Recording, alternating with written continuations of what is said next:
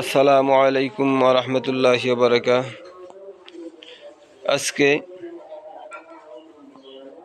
আমখলা ৮ নং ওয়ার্ড ৪ আনি বাউরিয়া মোল্লাবাড়ি নুরানিয়া হাফিজিয়া মাদ্রাসা এতিমখানা লিল্লা বোর্ডিং ও শিশু সদন মাদ্রাসায় ইফতারের পূর্বক্ষণে আজকে ইফতার আয়োজন করেছেন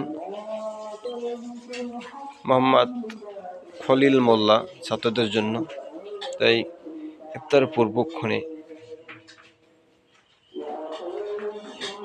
দোয়া কবুল হওয়ার সময়